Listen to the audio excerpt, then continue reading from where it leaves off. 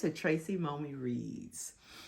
I am back again, and today I am going to be talking about tropes.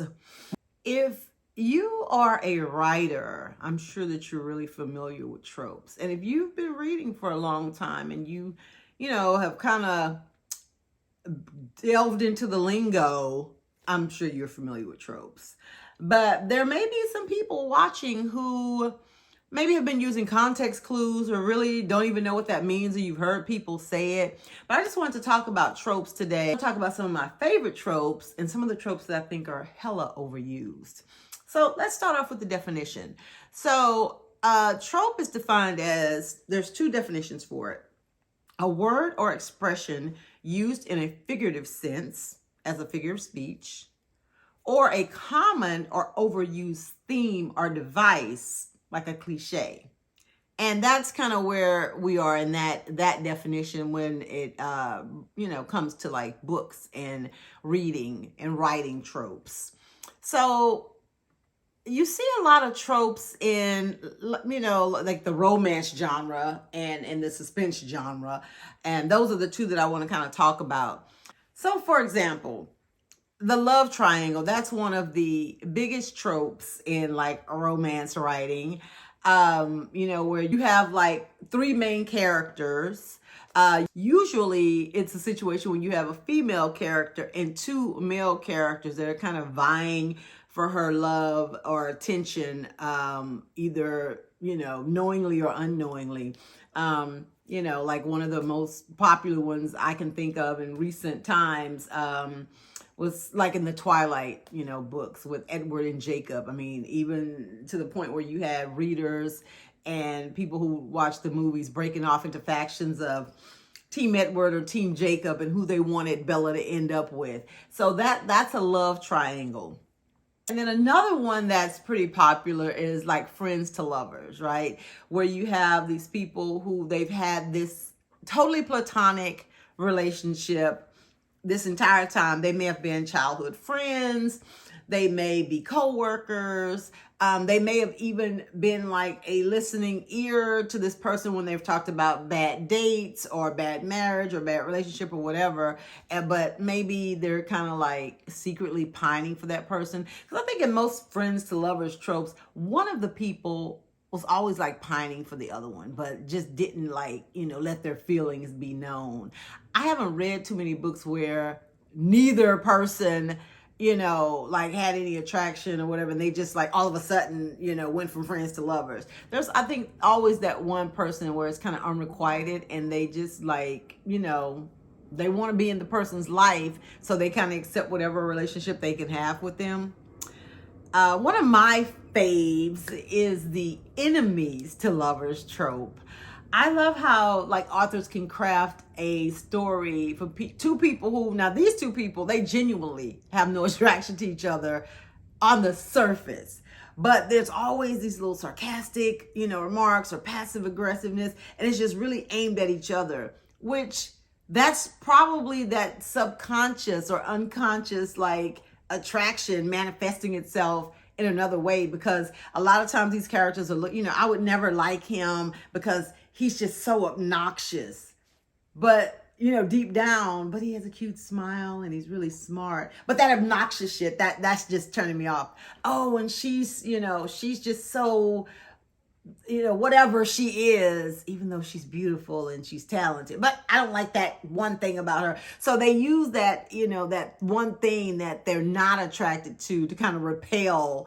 And then they always end up, the other things always end up overcoming the things that they don't like about each other. So I think there's a lot of room in those kind of stories to, for some killer dialogue, between characters as they try to express why they cannot stand each other and then how they end up falling for each other. One trope that I feel like is starting to get a tad overused because it's everywhere is the billionaire trope. the stories where the man is a billionaire, but either he doesn't have time for a relationship, and then this unsuspecting woman comes along and fills this void he didn't know he had in his life, or he's a grumpy or asshole billionaire, and this woman comes along who puts him in his place, and he falls for her because nobody else dared to like see him other than anything but a billionaire. But it's just so many of those stories. That one, I'm kind of over it. It's like, okay, because a lot of these stories that these authors are writing with these people, it's like, I don't know if they realize like what $1 billion is and what all it would take to, I guess, get there. And some of these people, they're like 27 and they're a billionaire, but it's not inherited money. And unless you sold a patent or something, like the way that the stories are, they're just businessmen who just happen to be billionaires. And I'm like, it doesn't quite work that way. And I know a lot of times, it's fiction, and that's what those type of readers want from those type of stories. It doesn't have to be plausible. He needs to have a lot of money, and he needs this woman that he can take care of and take her out of her situation, because she's mostly always like in some dire situation that he has to rescue her from. So I guess maybe that's like wishful thinking on the part of the writers and the readers, but I'm kind of over that trope. Oh, and the last one I'll do in this, the romance category, I see a lot of these too.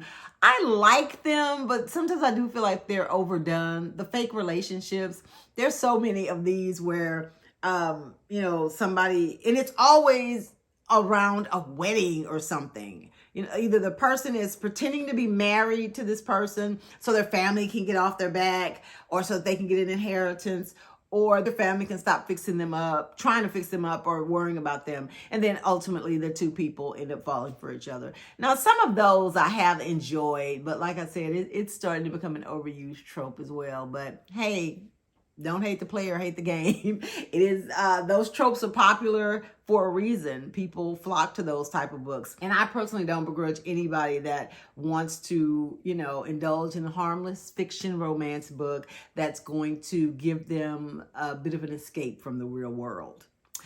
Okay, so some of the tropes I want to talk about in the suspense and thriller genres.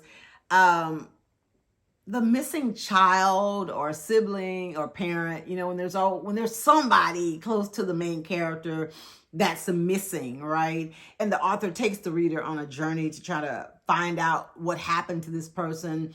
But along the way, all these secrets are uncovered. And more often than not, either the person, it wasn't really missing, or it has something to do with something bad that the character did that kind of caused that problem.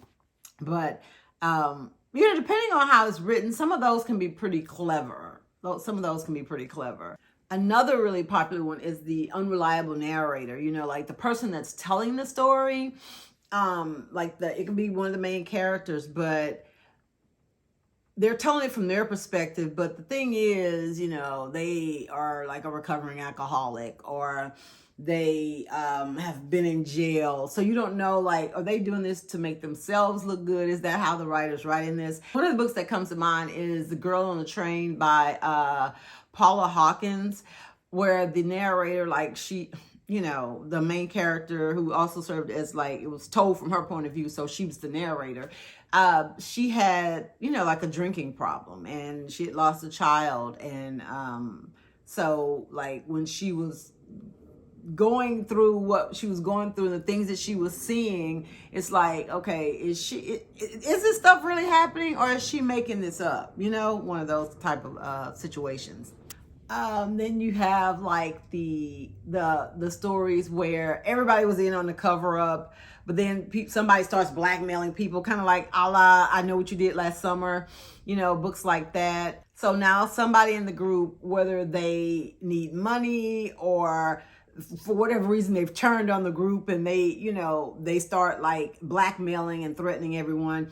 Or it could be just a person that kind of was like, that saw everything, and they didn't realize they left a witness behind, and they kind of come in and start, threatening everybody, freaking everybody out. One that I don't really like, because it's just too convenient of a plot mechanism, is like suspense books where there's a twin, you know, where if a crime was committed or somebody witnessed something or somebody was there, but it wasn't them, it was their twin. And you go, like the reader doesn't even know the person had a twin until it's revealed they had a twin, and that's who the person was that was doing the thing or saw the thing.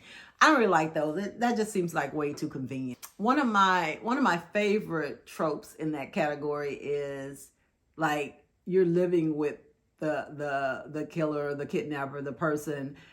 You know, because I always find those interesting, like that somebody could be right there, or you're best friends with them, or, you know, it's your sister, your mother, and they're the ones that committed the crime, and like you have no clue. And then when, you know, the breadcrumbs start to lead to that person, like it to me, it's always a shock or a twist, because you're like, because that person has been there the whole time, and depending on how the author writes it, it's like you didn't even, you know, think that they were a suspect, because they're here consoling and supporting and helping the main character look for stuff and do this thing, and it was their ass the whole time. So it's my favorite trope in the mystery and suspense category. I'd love to know in the comments what your favorite tropes in the romance and the mystery suspense genre are, if you have any, and what books, like, you know, that you read those tropes in that you really enjoyed. Thanks so much for watching. And to those of you who have subscribed to my channel, thank you, thank you, thank you. And for those of you who have not, please go ahead, hit that subscribe button right now and the post notification bell. You won't regret it. Thanks again for watching, guys. Have a great weekend. Bye.